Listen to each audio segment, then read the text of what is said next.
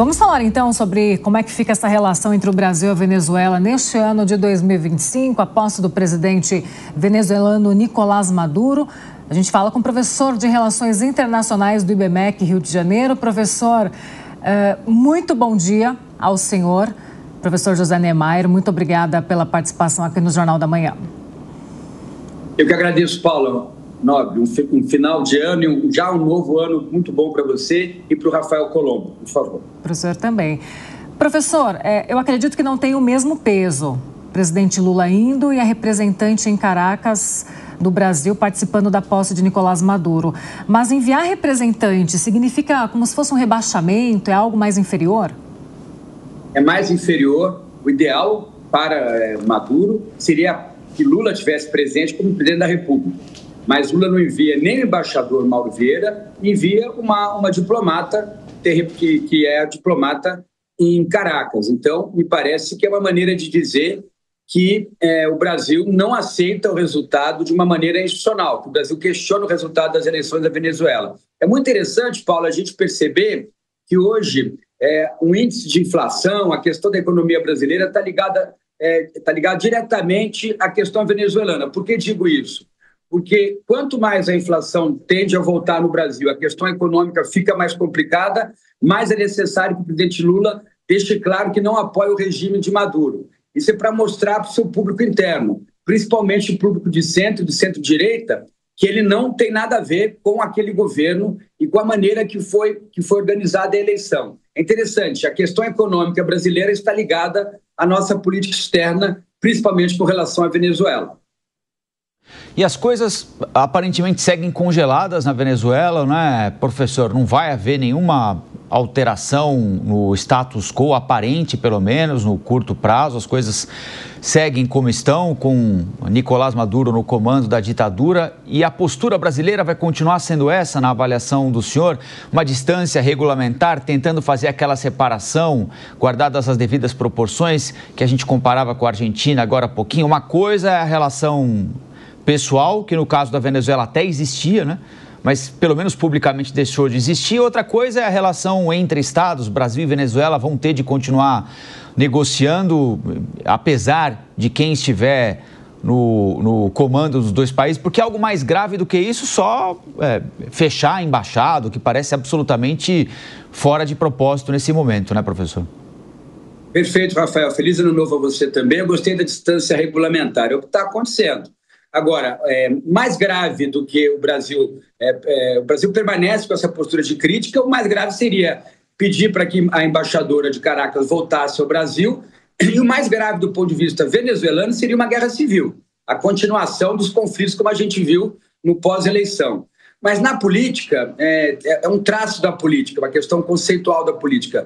Parece que a cada dia as coisas vão se estabilizando no campo da política. E na Venezuela está acontecendo isso também. O problema é que o líder oposicionista deve voltar, o González ele deve voltar, pelo menos aparecer na mídia de alguma maneira. Isso vai fazer com que Maduro tenha uma posição mais dura com relação à oposição. Então, pode ser que depois da posse a gente tenha momentos, a volta de momentos graves, de conflitos urbanos, de conflitos de rua na Venezuela. É bem possível esse cenário. Eu não acredito que a oposição venezuelana e o povo venezuelano que não apoia Maduro, aquela parte que não apoia Maduro, vai receber a sua posse de uma maneira muito tranquila. Pode haver alguma questão, algum conflito de rua, alguma maneira mais dura de Maduro interpretar a oposição durante esse processo de posse do presidente. Deise Socari. Professor, essa ausência do presidente Lula na posse do Maduro, como que essa decisão pode influenciar o papel do Brasil como mediador nas questões regionais e a capacidade de lidar com iniciativas de integração na América Latina? O senhor acha que o Brasil pode se prejudicar com essa ausência ou isso pode fortalecer? Eu não acho que fortaleça do ponto de vista da relação entre estados na América do Sul. O Brasil é o principal líder da América do Sul. O Mercosul, e mesmo a relação do Mercosul com outros países, como Venezuela, Colômbia, Chile, é uma relação importante, inclusive para as questões comerciais do Brasil. Na hora que o Brasil começa a ser criticado pelo governo da Argentina, por Milei, começa a ter uma postura difícil com o governo Maduro, da Venezuela, o Brasil começa, assim, você tem razão, a perder uma força aglutinadora na região da América do Sul, que sempre foi um papel importante do Brasil. Neste momento, as contradições que existem na política interna brasileira, do governo Lula com relação à oposição, com relação à direita e à centro-direita, essas mesmas contradições estão aparecendo na posição de liderança do Brasil na América do Sul. Em outras palavras, o Brasil não está dando conta, e o governo brasileiro não está dando conta internamente de aplainar as questões com seus adversários políticos internos, e, ao mesmo tempo, o Brasil não está dando conta de aplainar as suas diferenças com os outros estados da América do Sul, principalmente aqueles estados que têm governos que se posicionam de uma maneira contrária, ou pelo menos crítica ao Brasil, e o Brasil crítica a esses governos. É uma situação de contradição na política doméstica e na política internacional. É uma situação complicada para o Brasil, sim, e para o governo Lula, que é o governo que administra o país no momento. Professor, o senhor acha que deve ter alguma novidade esse terceiro mandato de Nicolás Maduro? Olha, a novidade pode ser que ele tenha uma postura menos agressiva. É o que eu espero como analista. Mas nós vamos ter que aguardar a posse e vamos ter que aguardar e medir o pulso da oposição. Como a oposição vai estar se posicionando com relação à possível posse de Maduro. Espero que ele não responda com muita violência. Maduro, ele tem nos últimos anos usado de forças armadas, forças policiais, para poder fazer com que a oposição não se manifeste. Isso é muito ruim. Alguns chamam a Venezuela de uma ditadura, outros de um governo autoritário.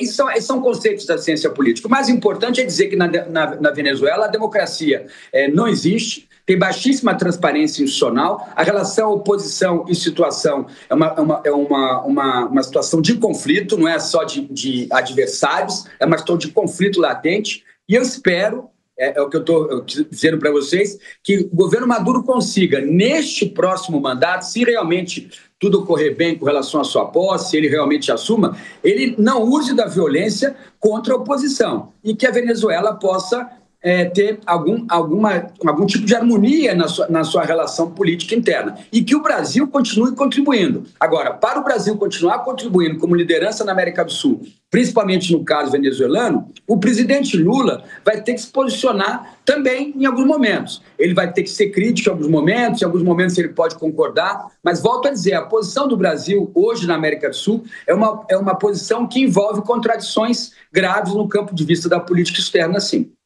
Até porque tem um contraponto que não existia até então, que é a Argentina, né, professor? Amanhã o Milei recebe o Edmundo Gonçalves em Buenos Aires. Enquanto em Buenos Aires eles se encontram, em Caracas tem cartazes colados em muros e postes pela ditadura venezuelana, oferecendo R$100 mil por informações sobre o paradeiro do Edmundo Gonçalves, como se ele fosse um bandido sendo procurado pela polícia de qualquer lugar, né? Esse contraponto também é uma novidade para o presidente Lula, que nos outros 2 mandatos dele não tinha na região um opositor ideológico tão claro assim e tão contundente quanto o Milei, né?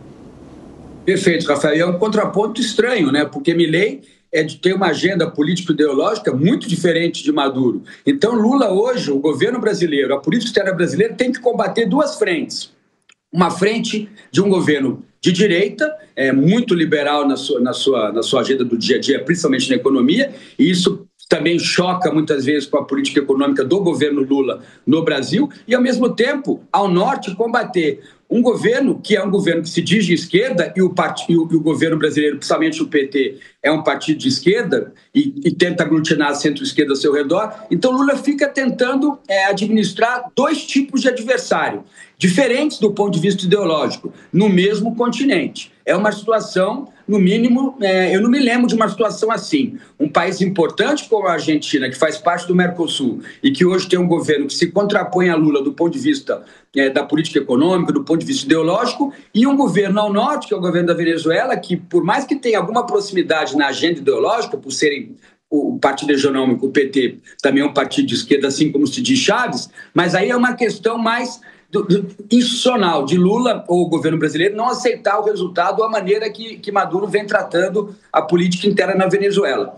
É um complicador para aquela posição que eu falei de aglutinador do Brasil com relação à América do Sul. Bom, quero agradecer ao professor de Relações Internacionais do IBMEC do Rio de Janeiro, José Niemeyer. Professor, muito obrigado e até a próxima. Rafael, muito obrigado a você, a Paula, aos comentaristas. E as perguntas ficaram muito fáceis para a gente comentar. Feliz Ano Novo. Para nós.